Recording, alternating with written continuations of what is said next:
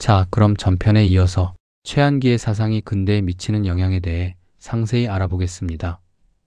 편안히 차라도 한 잔 들면서 시작해 볼까요? 1950년 6월 25일 새벽, 전쟁이 터졌습니다. 서울은 사흘 만에 점령됐고 혼란 속에서 수많은 것들이 불타고 사라졌죠. 최한기의 후손들이 소장하고 있던 책과 문서들도 상당수가 이때 소실됐을 겁니다. 그렇게 전란의 포화 속에서 최한기의 흔적은 더욱더 희미해졌습니다. 하지만 역사는 묘한 법칙을 따릅니다.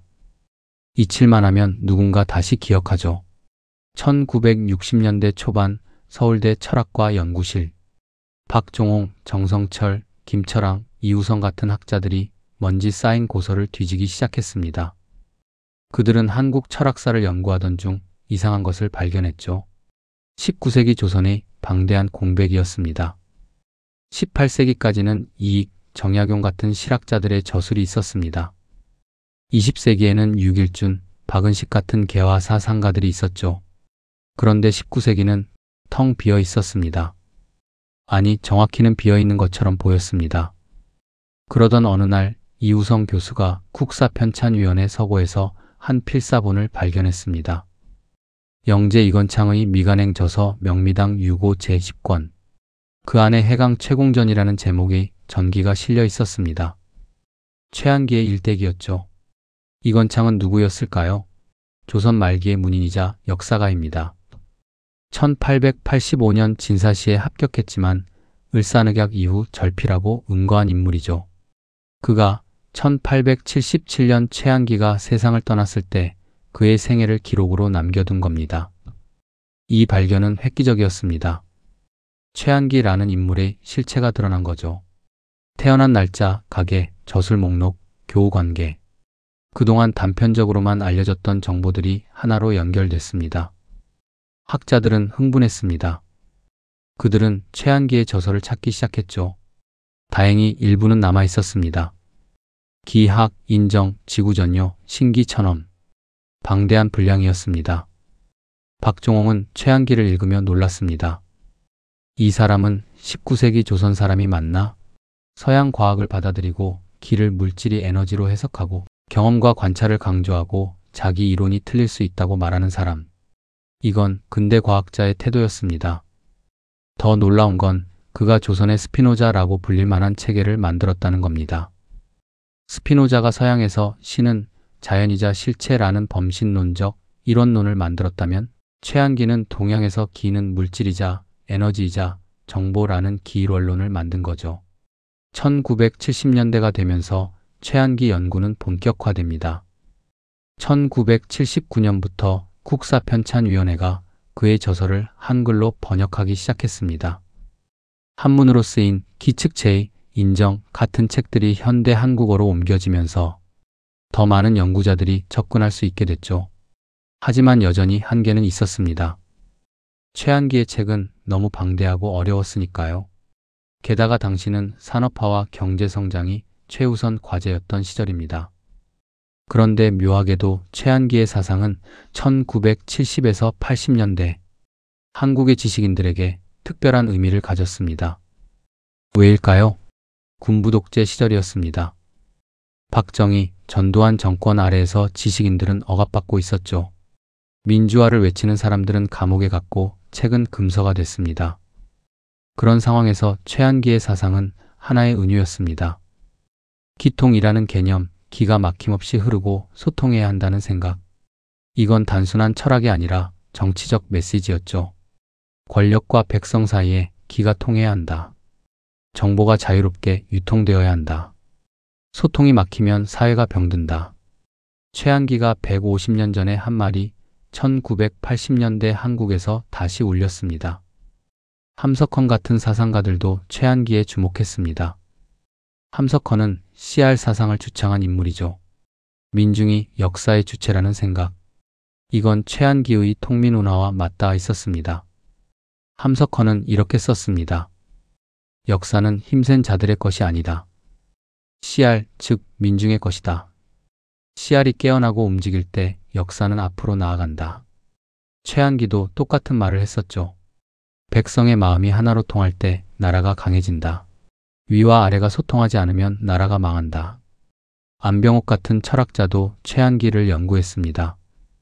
안병옥은 서양 철학과 동양 철학을 넘나들며 생의 철학을 추구한 사람이었죠. 그에게 최한기는 동서양을 융합한 선구자였습니다. 하지만 여전히 최한기는 주류가 되지 못했습니다. 학계에서 몇몇 전문가들만 연구하는 인물이었죠. 대중에게는 거의 알려지지 않았습니다. 1999년 문화관광부가 최한기를 4월의 문화인물로 선정했습니다. 과학의 달을 맞아 조선 후기의 과학사 상가를 조명한다는 취지였죠. 언론에 몇 개 기사가 나왔습니다. 19세기에 이미 서양 과학을 받아들인 선각자, 지구가 둥글다는 걸 알고 있던 선비. 하지만 그뿐이었습니다. 대중의 관심은 금방 식었죠. 왜일까요? 최한기는 너무 어렵고 너무 낯설고 너무 시대를 앞서갔으니까요. 그의 책은 여전히 한문 원문으로만 읽을 수 있었고 번역본도 학술적이라 일반인이 이해하기 힘들었습니다. 무엇보다 그는 극적인 인물이 아니었습니다. 정약용처럼 유배 가서 고생한 것도 아니고 김정호처럼 감옥에서 죽은 것도 아니고 전봉준처럼 농민군을 이끈 것도 아니죠. 그냥 서울에서 조용히 책 읽고 글 쓰다 죽은 선비였습니다. 드라마가 되지 않는 인생이었죠. 그렇게 21세기가 됐습니다.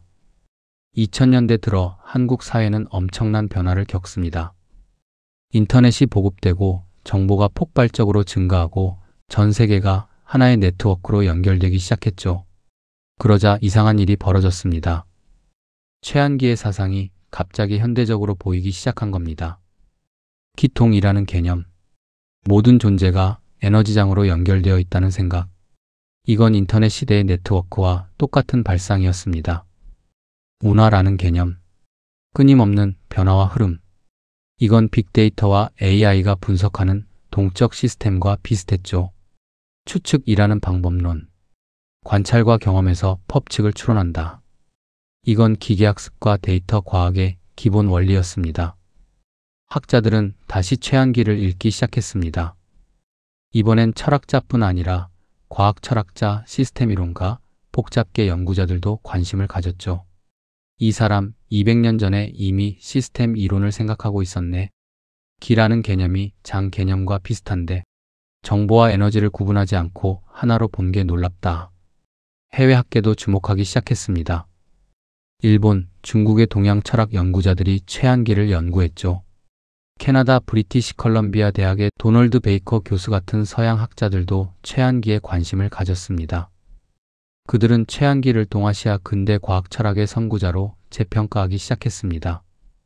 서양의 근대 과학이 동아시아에 유입됐을 때 그걸 단순히 받아들인 게 아니라 자기 전통과 융합시켜 독창적인 체계를 만든 사례라는 거죠. 2024년 3월 놀라운 소식이 전해졌습니다.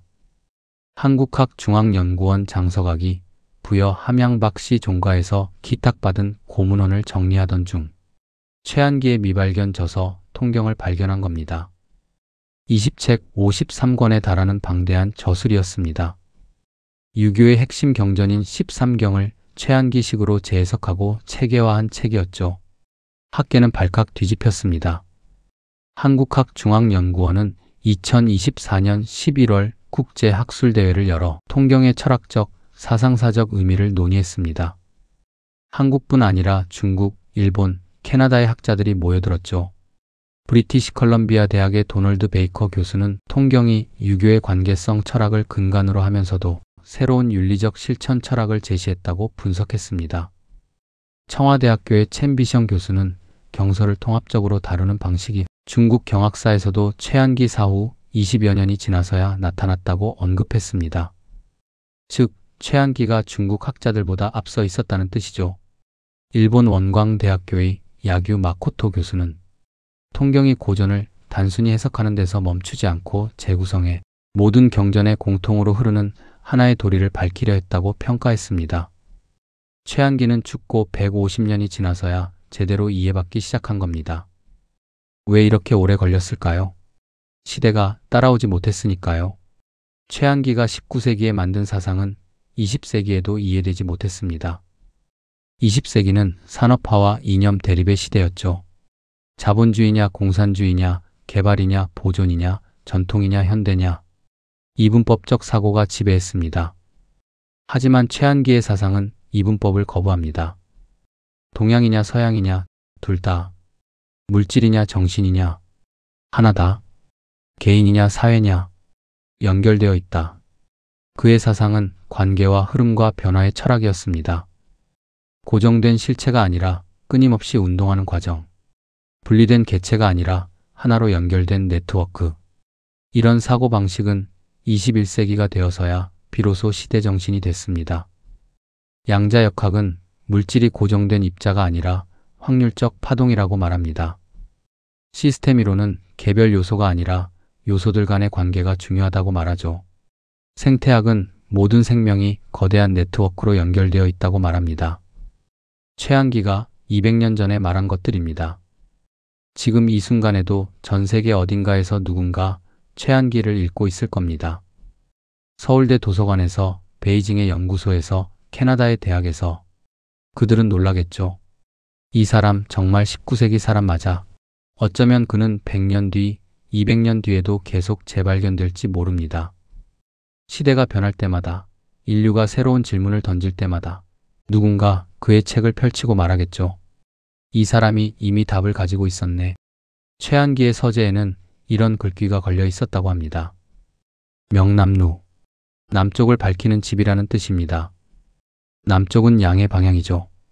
빛과 따뜻함과 생명의 방향. 그는 자신의 서재를 그렇게 불렀습니다. 어두운 시대에 빛을 밝히는 곳. 후세 사람들이 찾아올 때까지 불을 켜두는 곳. 그는 알고 있었던 걸까요?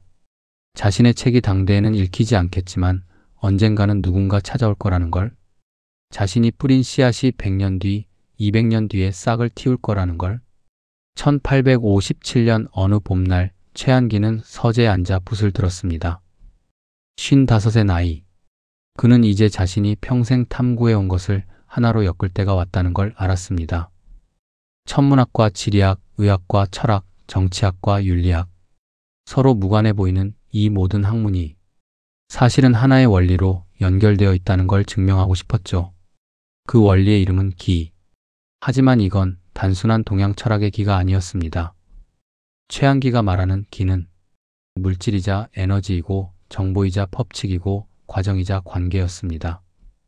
눈에 보이는 모든 것, 느낄 수 있는 모든 것, 심지어 생각하고 판단하는 인간의 마음까지도 기의 작용이라는 겁니다.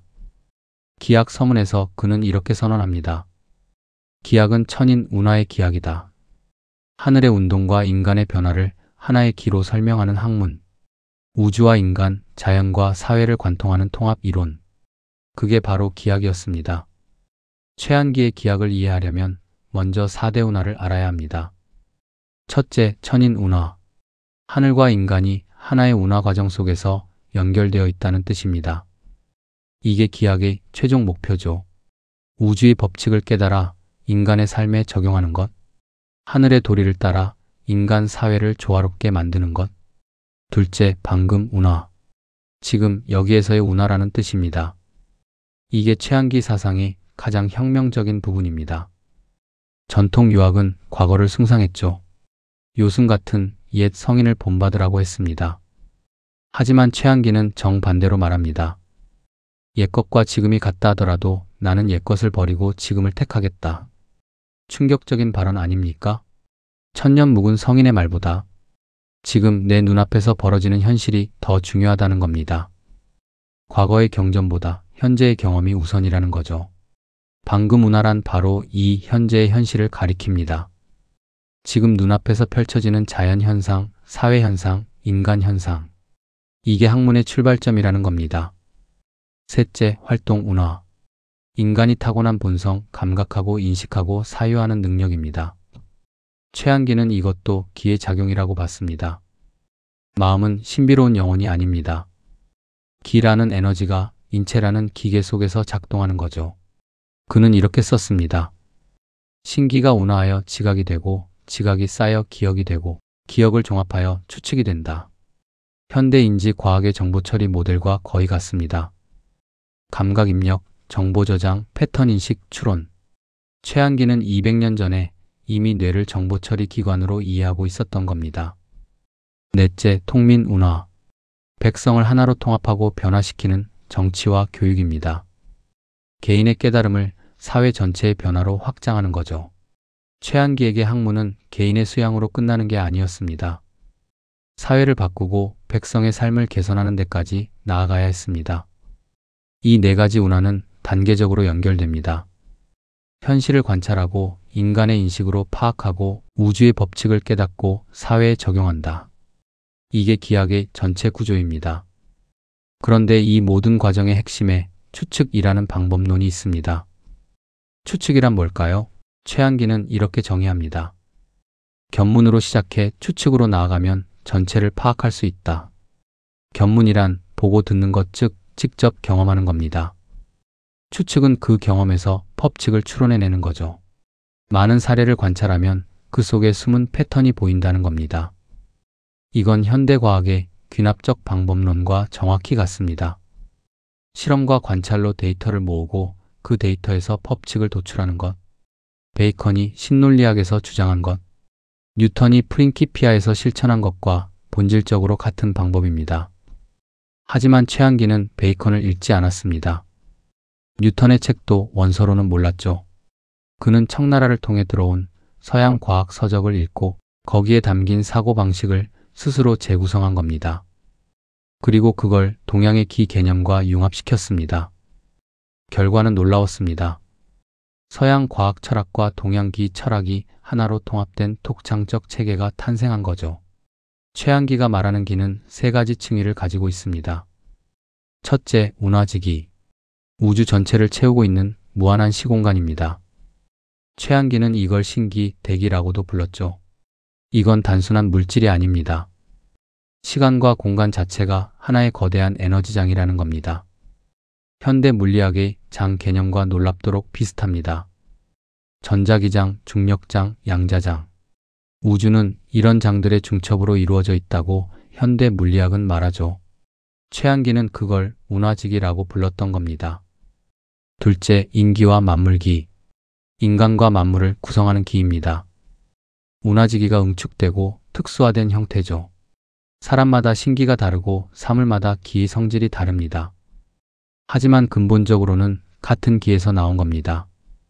이게 중요한 이유가 뭘까요? 모든 존재가 본질적으로 같은 것으로 이루어져 있다면 서로 이해하고 소통할 수 있다는 뜻이니까요. 인간과 인간뿐 아니라 인간과 자연도 소통 가능합니다. 같은 기를 공유하고 있으니까요. 셋째, 기 속의 이. 기 속에는 법칙과 질서가 내재해 있습니다. 최한기는 이를 부정하지 않았습니다. 다만 이를 독립된 초월적 실체로 보지 않았죠. 그에게 이는 기의 작동 방식, 운동 패턴일 뿐이었습니다. 이는 무형하고 기는 유적하다. 그 흔적을 따라가면 이가 스스로 드러난다. 이건 현대과학의 태도입니다. 추상적 원리를 먼저 상정하는 게 아니라 구체적 현상을 관찰해서 그 속의 법칙을 찾아내는 거죠. 최한기의 기학에는 또 하나의 중요한 개념이 있습니다. 기통. 모든 존재는 기로 서로 통하고 영향을 주고받는다는 뜻입니다. 고립된 개체는 없습니다. 하늘과 땅이 통하고 인간과 자연이 통하고 개인과 사회가 통합니다. 최한기는 이렇게 썼습니다. 천지만물이 모두 기로 통해 있다. 어느 한 곳이 막히면 전체가 병든다. 이건 단순한 은유가 아닙니다. 그는 정말로 우주를 하나의 연결된 네트워크로 봤습니다. 한 곳의 변화가 다른 곳에 영향을 미치고 그 영향이 다시 전체로 퍼져나간다는 거죠. 현대 시스템 이론, 복잡계 이론, 생태학이 말하는 것과 똑같습니다. 세상은 부분들의 단순한 합이 아닙니다. 부분들 간의 관계와 상호작용이 전체를 만들어냅니다. 그렇다면 기가 막힌다는 건 무슨 뜻일까요? 정치에서 기가 막히면 권력이 소수에게 집중되고 정보가 차단되고 백성의 목소리가 위로 전달되지 않습니다. 사회에서 기가 막히면 신분 간 이동이 막히고 재화의 유통이 정체되고 새로운 사상이 억압됩니다. 인체에서 기가 막히면 병이 됩니다. 최한기는 신기천엄에서 질병을 기의 순환 장애로 봤습니다. 피가 막히거나 신경이 눌리거나 장기가 기능을 못하면 기가 제대로 흐르지 못합니다. 이건 정치에도 똑같이 적용됩니다. 좋은 정치는 기가 잘 통하게 만드는 정치입니다. 정보가 자유롭게 유통되고 인재가 능력에 따라 등용되고 백성의 의견이 정책에 반영되는 것. 최한기는 인정해서 이렇게 썼습니다. 위와 아래가 서로 통하지 않으면 나라가 병든다. 군주와 신하, 백성이 모두 기로 통해야 나라가 건강하다. 그가 살던 19세기 조선은 어땠을까요? 완전히 막혀 있었습니다. 안동 김씨가 권력을 독점하고 정보는 폐쇄되고 백성은 억압받았죠. 기가 막힌 상태였습니다. 최한기는 그걸 정확히 진단했습니다. 하지만 처방전을 실행할 힘은 없었죠. 최한기의 기학에는 독특한 윤리관이 담겨 있습니다. 전통 유학은 인의의 지를 인간의 본유적 도덕성으로 봤습니다. 타고나는 거라는 거죠. 하지만 최한기는 반대로 주장합니다. 인의예지는 경험으로 얻게 되는 습성에 불과하다. 충격적이죠. 맹자가 들으면 펄쩍 뛸 소리입니다. 하지만 최한기는 진지했습니다. 인간의 모든 암과 도덕성은 선천적이 아니라 후천적 경험을 통해 배워서 얻어진다는 겁니다. 이건 경험론의 극단입니다. 존 로크가 인간지성론에서 주장한 백지 상태와 비슷합니다. 인간은 빈 백지로 태어나서 경험을 통해 채워진다는 거죠. 하지만 최한기는 여기서 더 나아갑니다. 그는 도덕도 추측의 대상이라고 봤습니다. 많은 사례를 관찰하고 경험하면 어떤 행동이 좋은 결과를 낳고 어떤 행동이 나쁜 결과를 낳는지 알 수 있다는 거죠. 이건 일종의 공리주의입니다. 최한기는 이렇게 썼습니다. 도덕은 백성의 삶에 도움이 되어야 한다. 실제로 쓸모 있는 것이 진정한 도덕이다. 이게 그의 실용주의입니다. 형이상학적 사변이 아니라 실천적 효용, 추상적 원리가 아니라 구체적 결과. 이게 진정한 학문이고 진정한 윤리라는 겁니다. 최한기의 기학은 결국 하나의 질문으로 귀결됩니다. 어떻게 살 것인가? 우주의 법칙을 깨달았다면 그 깨달음으로 무엇을 할 것인가? 개인의 수양에 머물 것인가? 아니면 사회의 변화로 나아갈 것인가? 최한기의 대답은 명확했습니다. 학문이 생활에 있으면 실의 학문이 되고 생활에 있지 않으면 허의 학문이 된다. 참된 학문은 백성의 삶에 도움이 되어야 합니다. 실제로 쓸모 있어야 합니다. 그래서 그는 천문학을 공부하고 지리학을 연구하고 의학을 번역하고 농업을 개선하려 했습니다. 모든 게 백성의 삶을 나아지게 하기 위해서였습니다. 하지만 그의 꿈은 이루어지지 않았습니다. 당대 조선은 그의 생각을 받아들이지 않았죠. 너무 낯설었고 너무 급진적이었고 너무 현실적이었습니다. 성리학자들은 여전히 이를 논쟁했고 조정은 여전히 당파 싸움에 빠져 있었고 백성은 여전히 삼정의 문란에 시달렸습니다. 최한기는 서재에 홀로 앉아 책을 썼습니다. 언젠가 누군가 이해해 주길 바라며 언젠가 세상이 변하길 바라며 그 세상은 21세기가 되어서야 왔습니다. 2016년 3월 서울 강남의 한 빌딩. 구글 딥마인드가 개발한 인공지능 알파고가 이세돌 9단과 바둑 대결을 펼쳤습니다. 세계가 주목했죠. 바둑은 경우의 수가 우주의 원자 개수보다 많다고 알려진 게임입니다. 인간의 직관과 창의성이 필수적인 영역이었죠. 그런데 알파고가 이겼습니다. 4대1로. 사람들은 충격에 빠졌습니다. 인공지능이 인간의 마지막 자존심이라고 생각했던 영역까지 넘어선 겁니다. 더 놀라운 건 알파고가 바둑을 배운 방식이었습니다. 프로그래머가 바둑 전략을 직접 입력한 게 아니었죠. 알파고는 수백만 건의 기보를 스스로 학습했습니다. 패턴을 발견하고 전략을 추론하고 새로운 수를 만들어냈습니다. 관찰, 추론, 예측, 실행. 이건 최한기가 말한 추측의 과정과 놀랍도록 비슷합니다. 최한기는 200년 전에 이렇게 썼습니다. 견문으로 시작해 추측으로 나아가면 전체를 파악할 수 있다. 많은 사례를 관찰하면 그 속에 숨은 법칙이 보인다. 이건 현대 머신러닝의 기본 원리입니다. 데이터를 학습해서 패턴을 찾아내고 그 패턴으로 미래를 예측하는 것. 최한기가 추측이라 불렀던 바로 그것이죠. 물론 최한기가 인공지능을 예견했다는 건 아닙니다. 하지만 그가 제시한 인식론의 구조가 현대 AI의 작동 원리와 본질적으로 같다는 건 흥미롭습니다. 왜일까요? 둘 다 경험에서 출발하기 때문입니다. 선험적 진리나 절대적 원리가 아니라 관찰 가능한 데이터, 경험 가능한 현상에서 시작하는 거죠. 그리고 그 데이터 속에서 패턴과 법칙을 찾아냅니다. 최한기는 성리학자들이 숭배하던 이를 거부했습니다. 보이지도 않고 만질 수도 없는 추상적 원리 대신 실제로 작동하는 기를 택했죠. 기는 관찰 가능하고 측정 가능하고 검증 가능한 것이었습니다. 이건 현대과학의 태도입니다.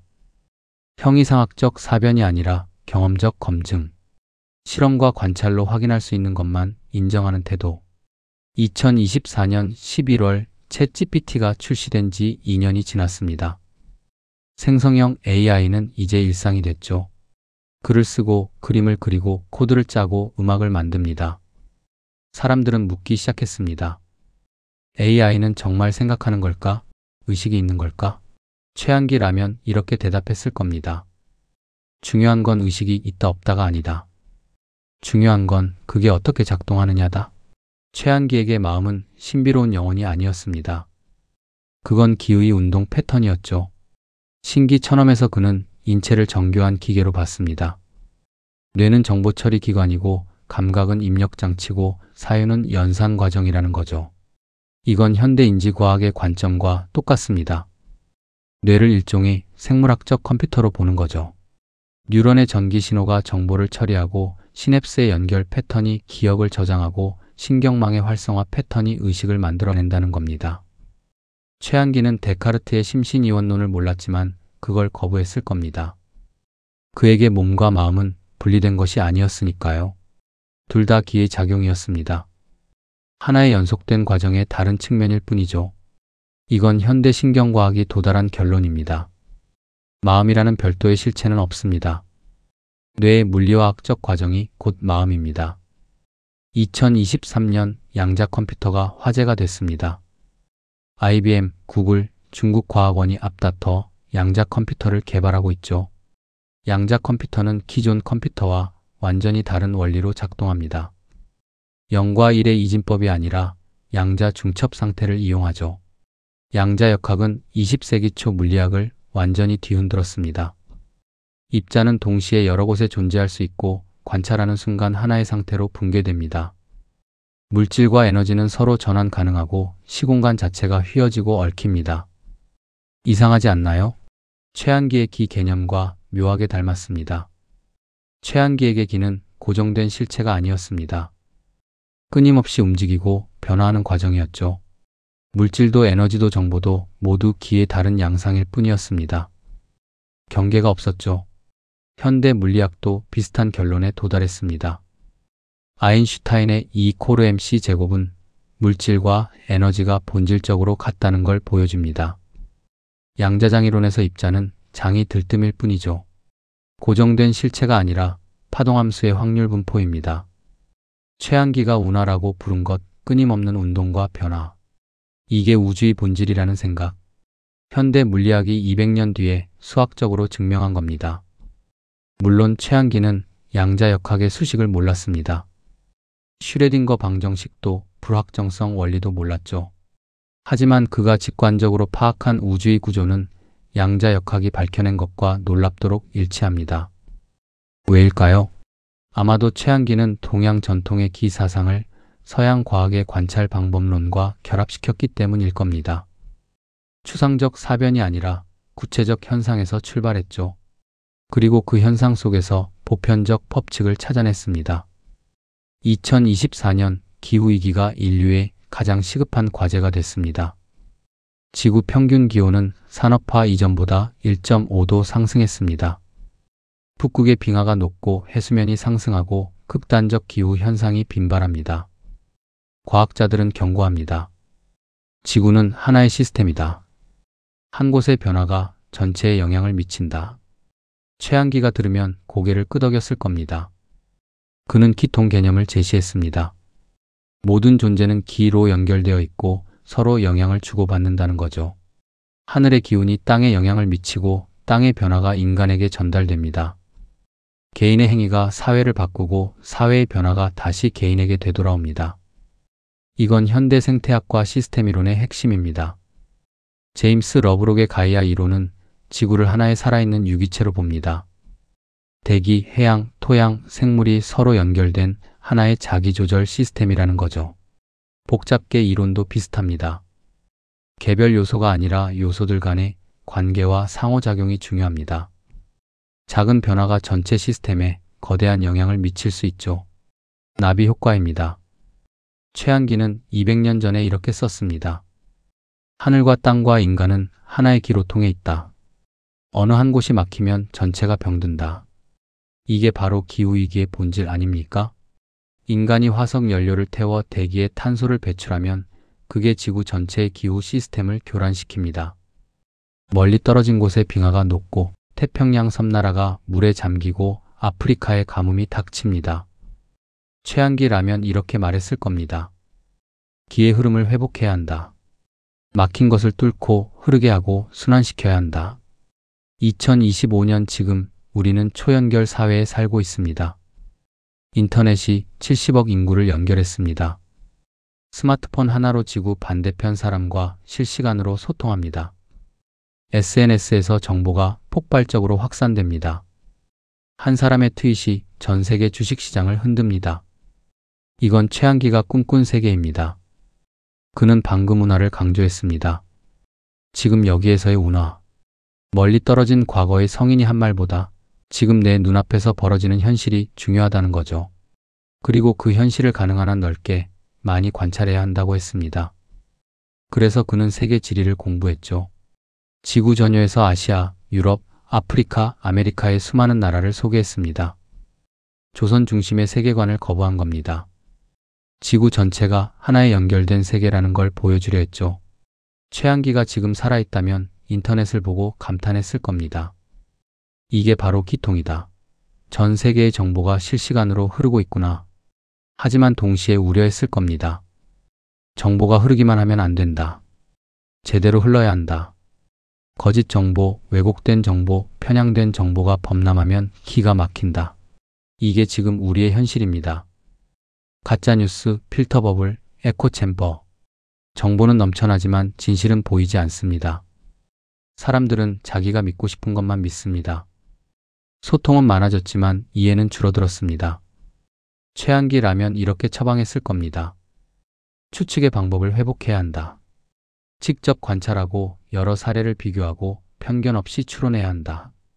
그리고 자기 생각이 틀릴 수 있다는 걸 인정해야 한다. 최한기는 이렇게 썼습니다. 기하의 오류는 알아차릴 수 있고 수정할 수 있다. 이게 과학적 태도의 핵심입니다. 절대적 진리를 주장하지 않는 것, 언제나 수정 가능성을 열어두는 것, 새로운 증거가 나오면 기꺼이 생각을 바꾸는 것. 지금 우리에게 필요한 태도 아닙니까?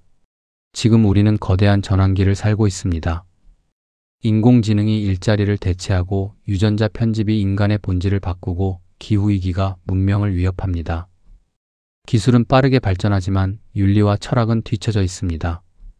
이런 시대에 우리는 무엇을 해야 할까요? 최한기라면 이렇게 대답했을 겁니다. 방금 운하를 직시하라. 지금 여기에서 벌어지는 변화를 똑바로 보라는 겁니다. 과거의 낡은 틀로 현재를 재단하지 말고 미래의 막연한 두려움에 갇히지도 말고 지금 현실을 정확히 관찰하라는 거죠. 추측의 방법으로 나아가라. 관찰한 것에서 법칙을 추론하라는 겁니다. 하지만 겸손해야 합니다. 내 추론이 틀릴 수 있다는 걸 인정하고 새로운 증거가 나오면 기꺼이 생각을 바꿔야 합니다. 기통을 회복하라. 모든 것이 연결되어 있다는 걸 기억하라는 겁니다. 나의 행동이 타인에게 영향을 미치고 우리의 선택이 지구 전체에 영향을 미칩니다. 단절과 고립이 아니라 소통과 연대가 필요합니다. 통민운하를 실천하라. 개인의 깨달음을 사회적 변화로 연결하라는 겁니다. 알문 실천으로 이어져야 합니다. 지식은 권력이 아니라 책임입니다. 200년 전 남대문 근처 서재에서 최한기는 이 모든 걸 써놓았습니다. 당대 사람들은 읽지 않았죠. 너무 앞서 있었으니까요. 100년 뒤 사람들이 다시 찾아냈지만 여전히 낯설었습니다. 하지만 지금 2025년 그의 말이 드디어 시대와 만났습니다. 인공지능 시대의 추측의 방법론이 의미를 갖고 기후위기 시대의 기통의 철학이 절실해지고 초연결 사회에서 통민운하의 비전이 현실화됩니다. 최한기는 죽었지만 그의 사상은 살아있습니다. 아니, 지금 막 깨어나고 있습니다. 150년의 잠에서. 그리고 우리에게 묻습니다.